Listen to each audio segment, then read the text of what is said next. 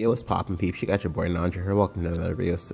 So a few weeks back, maybe just like a week ago, I went like when I was talking about like what decks you can play in this current meta game to go ahead and to be like successful and whatnot. I did cover neutral rune, but at the time the list I showed you was a little bit outdated, and I did say I was going to go ahead and update it just because like the meta game at that time of like the creation of the video was a little bit different than what it is now. So this is the updated version. So there's still some things I'm still like playing around with, like say for example, I'm still playing around with like Lightning Lancer because I don't think I like it as a 2-up, just because I've had some like awkward games where it comes into my hand and I'm like sad. But yeah, so let me go ahead and go to the deck list, and so I can just go ahead and talk about how it is that I came up with this deck, or with this like particular list. Alright, so we'll just go ahead and talk about each card individually, or maybe as a pairing if need be. So the first thing is three Staircase of Paradise. I almost said Staircase of Heaven. Anyway, so you don't have to do 3 Staircase. You can do 2 Staircase, and I think that'd be fine.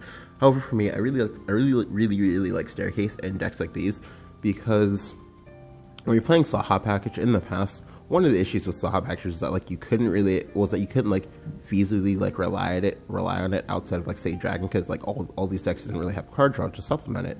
But with this deck, you have so much card draw. It's glorious. However, there might be an argument to say that you have a little bit too much card draw. So in that case, you would go ahead and cut this down to 2 Staircase if you feel like you're overdrawing with it a ton. I've overdrawn with it a few times, but not like a gross amount. Like say for example, I didn't like overdraw like say 3 to 4 cards or whatever in one go, which I know some people have, but well, not with this list, but just in general with Staircase. 3 Unica. Unica is just your go-to gal for early game 2-drops. Does very great for aggro, which this deck as a whole does, partially because of cards like her. 3 Lyriel. Lyriel's pretty good. Again, like Unica, she kind of works as like a ward, because the opponent probably won't let you evolve her for free if you just like tempo it out on like turn 3 or turn 4, depending on like when your evolve turn is, and helps mop up a lot of boards pretty nicely. 3 Witch of Sweets. So I actually love Witch of Sweets for 2 reasons. 1, she's a full statted 2-drop. 2, she also draws you a card. Because she draws you a card, she's effectively making your deck 37 cards. The smaller your deck, the smaller that your deck is artificially, the better the overall consistency of said deck. 2 Kai'Sa. I like Kai'Sa just because Kai'Sa is a good like do nothing, but while still actually like doing something. So what I mean by that is that once you get your first or second Kai'Sa up online, that means that you suddenly now don't have to worry about playing around AoEs as much, because what you can do is you can go like 1 Kai'Sa plus like maybe say 1 or 2 threats, boom, like you get AoE'd, okay cool, next turn 1 Kai'Sa plus like 1 or 2 threats, and you just keep going like that, and just make your opponent like always have an answer. Like the 2 damage from the Kai'Sas, or sorry, from the carrots, like they do slowly build up once you do in fact find the second carrot, which in this deck, because you have so much card draw, that's not that hard. You just need to find space to play it actually. 3 Grimnir. So I actually love Grimnir a lot, because as you can see from this deck, like the only AoEs you have are the Saha Isra, the Bahamut, and that's pretty much it. So the Grimnir helps because he's a 3-mana ward that also scales into the late game. Just because wards up along your curve are always nice to have, just because if you're on the back foot a little bit, it helps stem the bleeding, and of course when you make it a 10 mana, you get the full blowout. 3 Pure Heartsinger. So I actually love Pure Heartsinger in neutral decks for 2 reasons. She's 1, a neutral, and 2, she's really annoying for your opponent, whether or not she lives or she dies. I was actually talking about this in another video, but for example, in that neutral sword, your opponent can't leave her up alive, because if they do and you have the Maisie, now the Maisie no longer needs a neutral to go with her, because there's already a neutral on the board. If they kill her, that gives you 1 more draw to find the Maisie, and it plays a lot of mind games with your opponent. Additionally, generally when people trade into the Pure Heartsinger, it's usually with a creature that has either 2 HP, so it goes down to 1 HP, or 4 HP because it's evolved and it goes down to 3 HP. As a result, that helps make them primary targets for mopping up with both Lyriel as well as Hector. That's very nice. And you don't care if she died. You honestly don't, because like she already did her job. Not only did she replace herself on cast, mind you, she not only replaced herself on cast, but she also drew you additional card and soaked you up 2 damage. That is insane. Like that is amazing. The next one is Petrification. So For this one, let me go ahead and show you a card really quickly.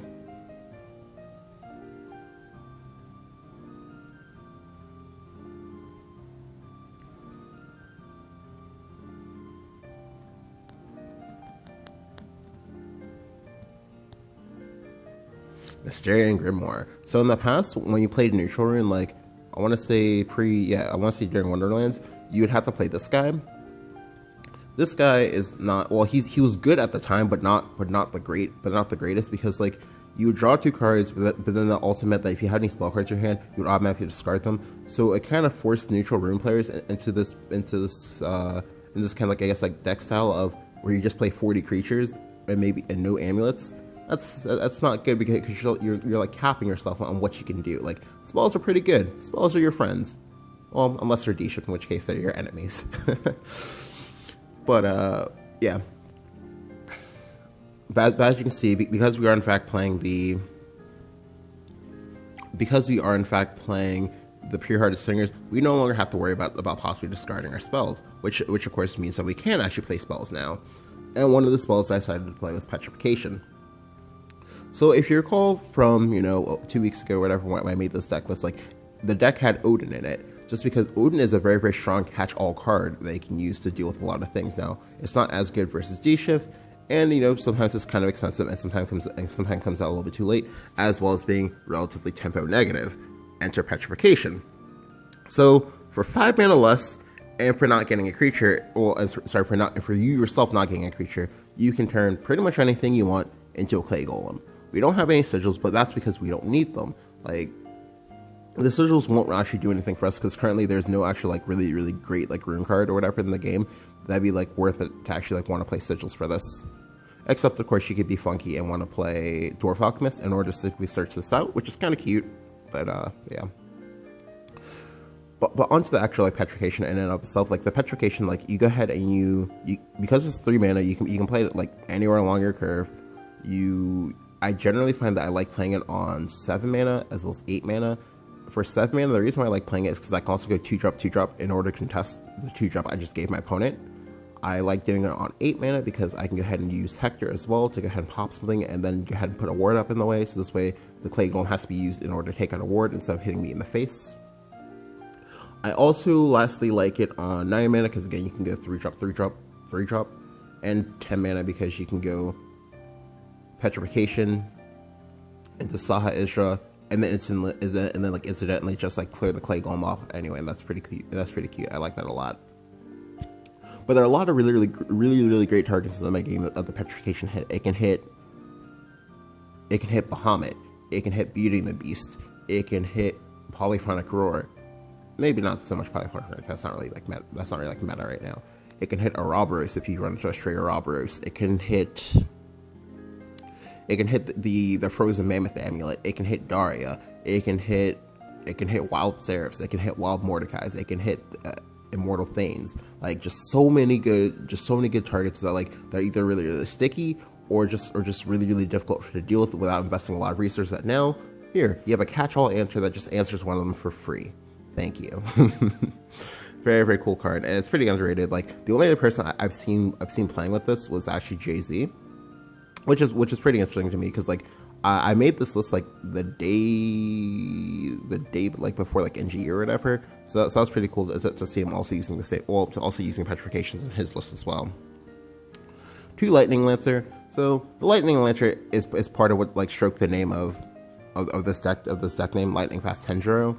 But I like Lightning Lancer because I think it's a little bit overrated. I think it's a little bit like underrated. The reason why is because like you basically kind of use it as like either for the same reason that you would use Delirial, to kind of just be like a soft ward, because you go ahead and tempo it out. You're not gonna evolve it, but your opponent doesn't know that, so your opponent's gonna want to like break their back clearing it, and that buys you some time and buys you some space. The other reason I like it is because like in the event that you actually do get to evolve it, it's very, very nice in the Atomy matchup, just because it does something that the Old Man Levi can't. Old Man Levi when he evolves, can deal a max of 7 damage to a unit, whereas Lightning Lancer can deal 8 damage to a unit with reduced utility of just having a 1-cost spell. But that's fine because like in the Atomy matchup, this means that like on your Evo turn, if the Atomy is unevolved, you can go Lightning Lancer Evo, ping the Atomy, hit trade into the Atomy, and you just go 1-for-1 with the Atomy. That's really cool. Again, as I maybe like mentioned earlier, I might go ahead and cut it down to 1 though. Not because I like hate it or anything like that, but just because like I really disliked in the games I had where I'd suddenly draw like a lot of Runecraft cards and then be like sad because I can't draw with my Witch of Sweets, because like I do have a few Runecraft cards in here. I have 3, 5, 8. Yeah. Oh, sorry. 3, 5, 8. 10 Runecraft cards. Anyway, moving on. 3 Hector. So Hector is a very, very strong card. Like I've said this numerous times, but Hector is honestly like is like the baseline for what like a good board should be in this game. Not because he does a face damage, but because he does something whether or not he's evolved. Like that's very, very powerful. Just because like the issue of wards in this game is that most of them need an evolve to do something. That's terrible. You never want to be in that spot because you want to kind of like you want to be able to like do something first before you get taken out. Just because like when you play a ward, like that's already like a losing man's game, because unless you can like make a very, very strong board with the ward in play, then you kind of just like you're just telling your opponent, okay, can you deal with this? If yes, I'll go ahead and click top left. If you can't, okay, I'm still in the game. And that's a terrible spot to be in. Enter Hector. Hector, when he comes out, boom, does 3 damage to a unit or does 3 damage to face. Like so, he helps get powerful 3-for-1s, which is very, very nice because like when he's evolved, he is in fact a 6/6. 6/6 is very, very difficult to trade into without dying it yourself. Very, very powerful card. I like it a lot just because it's a nice strong like mid-game wall breaker. Like this deck, like one of the reasons why it's so good is because like in the mid-game it just excels. It just does so many things nice because it just has a ton of like strong evo effects that just kind of help you like win the game from there. Like you do that, you go ahead and mop up the board, boom, Sahako comes down to 7, boom. Like when the Sahako comes down, they weren't expecting it, I guarantee that, because a lot of people just play into Sahako anyway. And then from there, you can go ahead and maybe say Tempo out to Lucy for free, or maybe say Tempo out Interfill, and they just win because your opponent can't deal with it because you just fought them tooth and nail and just broke their back. Anyway, for the police holds the same thing here. I don't know if people like have made this connection yet, but if you want to think about Felice, like definitely go ahead and think of Felice in the exact same way that you would think of an Emeralda. The only difference was that in the past, the Felice always had Storm on 7, but now it does not. So it's basically either you can either think of it as like a souped up Scarlet Sabura, or you can think of it as like an Emeralda. The reason why is because like most times you're gonna have a very, very large hand size with this, just because like the point of the deck is to make sure that you always have like a pretty large hand size for effects like that and effects like Hector. So it's not uncommon for your Felice to deal 5 to 6 damage to a unit, maybe even sometimes upwards of 8. I've actually seen a game where a neutral rune player actually killed a Bahamut by playing 2 Felices for 7 on it. That was pretty funny. The other reason why I like Felice is because like you don't need to evo her. Like most games, I only ever evo the Felice if I actually feel like I'm in danger. Because like a lot of times, when I make the evo, I usually make it a trade. But you don't actually need to do that, just because like again, the Felice has such a large butt, and I cannot stress this enough. Like she has such a large behind that your opponent is going to like struggle to remove her off the board. If they don't remove her, this makes all of your future trades better. It makes your Hectors better. It makes your Sahas better, etc. But it's very, very good just because like if she dies, you don't care. Like if she dies, she basically gave you 6 HP back. That's amazing. Like we take those. Enter the Saha Quill. So as I just mentioned, Saha Quill, while not quite as like underground as it used to be in the past, like for example, like people used to look at me strangely when I would tell them I was like, well, I mean, I guess they still do. People would look at me strangely, and again, they still do, when I tell them I'm playing something like say Saha Sword or Saha Blood. But it's not quite as underground as it used to be, which is good. Just because you want to like have that like awareness about things. But every now and then you run into someone who does not play around the Saha, and they just like get themselves blown out. Like it's not uncommon for your opponent to just put out like a bunch of 2/2s, because like most creatures in the game are at base 2 HP, and then just on 7 you just go ahead and go Saha Isra, boom, full board. a full board clear. You have a 4/4 in play. They're out of evos. They're in a bad spot because now, again, like I said, like you have somebody just like strong fanfares in this deck, like that you don't care about not having evos. Well, you care a little bit, but not too much. The Lucifer, I like the one of Lucifer a lot, just because like sometimes you do actually need to heal, and sometimes it's very, very difficult to find space to play Israfil. So because we can find the Lucifer off the staircase, which is why I have the staircase in here, that makes the Lucifer itself very, very powerful as a strong one of. Just because like we can find it, we can go Saha Lucy in the event that we need to heal. We heal for 4. We remove a creature from play, and we have the threat of just hard casting the Lucifer next turn and making them suffer with that. The 2 Israfil, because again, Saha mainly for the Saha Israfil play, but also because Israfil is a very, very strong late game bomb.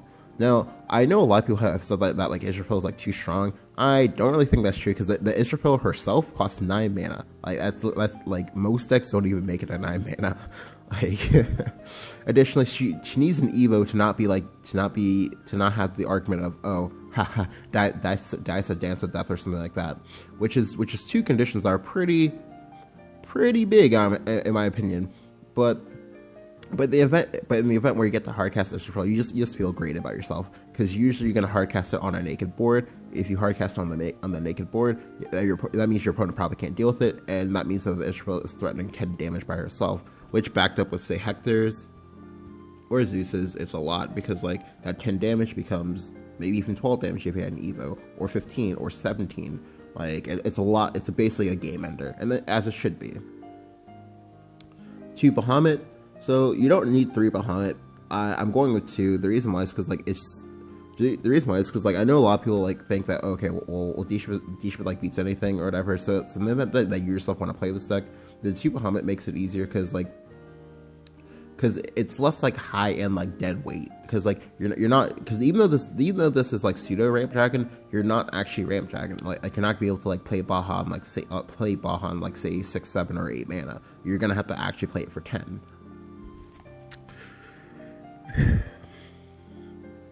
The other reason why 2 Bahas, because like I have so many things to deal with like opposing Bahas that's okay. Like again, we have the Felices and whatnot to force out Bahas.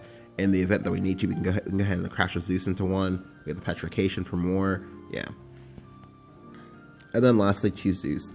So for the Zeus, again, it's for the flexibility of the Saha, because you want your Saha to either be healing you, clearing their board, or being able to set in like massive chip damage in order to set up like sneaky 2-turn lethals. Like Saha, Zeus, go for their face. It's still a very, very potent play, just because like if you control the board enough, they won't be able to actually like punish you for having made that line. Additionally, it sets up 10 damage across 3 turns. Assuming they actually have like no board whatsoever, which is unlikely to be true, and it just puts your opponent under a lot of pressure. But yeah, like so is the full list. It's pretty cool. It's pretty powerful. I like it a lot. I actually got some games with it. I actually got some games in with it yesterday, so I'll go ahead and also upload those as well, probably in a few minutes. But yeah, if you enjoyed the video, go and leave a like, go and hit the subscribe button. Let me know what you think about Neutral and the current metagame down in the comments below. Thank you guys for watching. I'll catch you guys next time.